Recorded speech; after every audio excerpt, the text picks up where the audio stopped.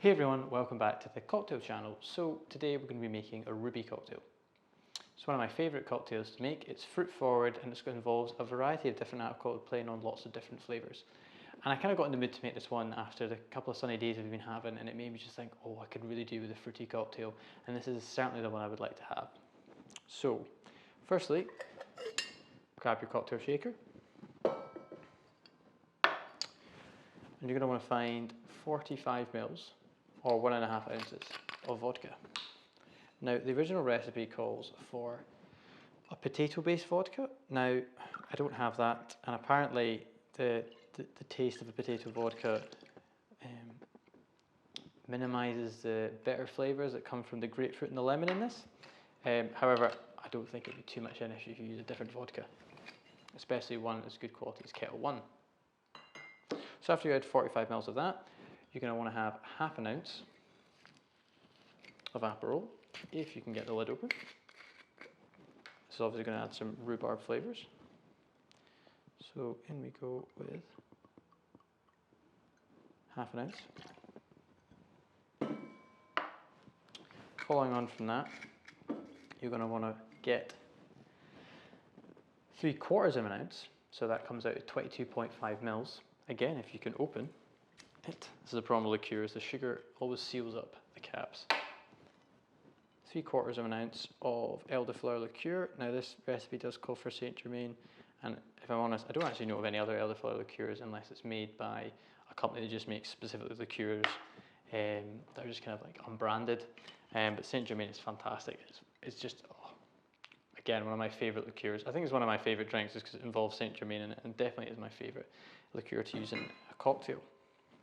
So next up, you're going to want to get 22.5 mils of lemon juice and 22.5 mils of grapefruit juice. So we'll move this to the side, grab ourselves a knife, cut open our lemon, give it a good squeeze.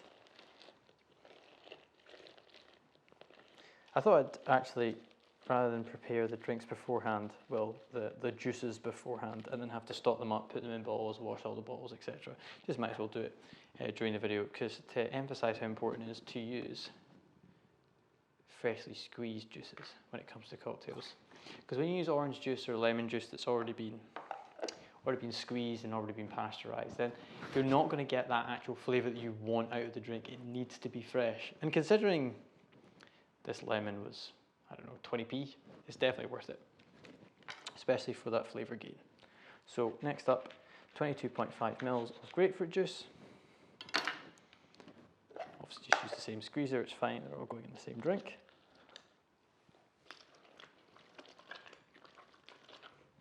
Go set aside 22.5 mils. There we go.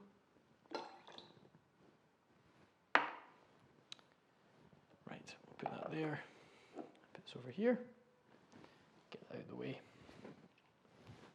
Now, when I come back with a drink, I'm going to grab half an egg white. As per usual, as I always say, you can use aquafaba to replace it. And that goes.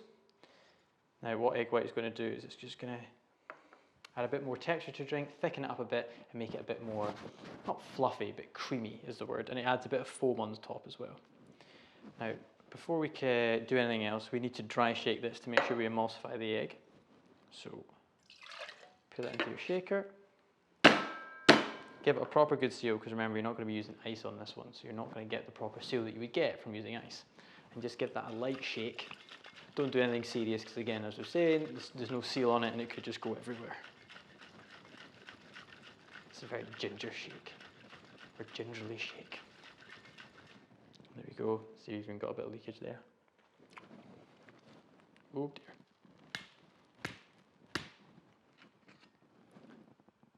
Perfect. Now we're going to grab our ice. There we go. 1, 2, 3, 4. 4 cubes should do it. Grab our shaker again, put that on shut, seal that shut, and then I'm going to shake that for 10 to 12 seconds.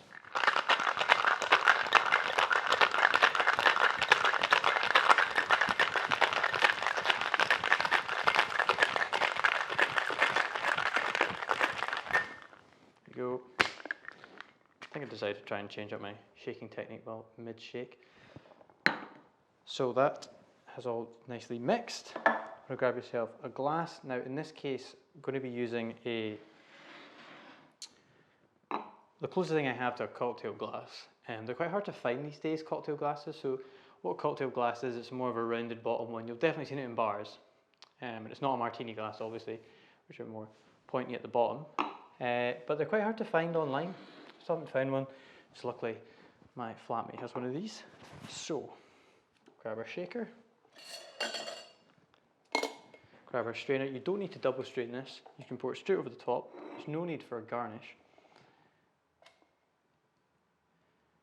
Just pour that over.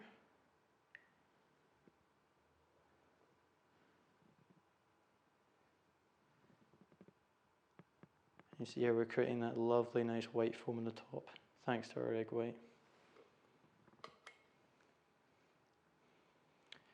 And yes, it takes a wee bit of time to get all off the top, but it's definitely worth it. Cool.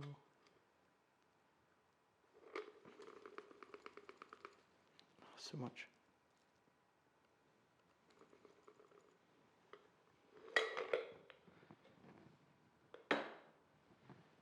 And there we have it. That is a ruby cocktail. Nice and simple, really.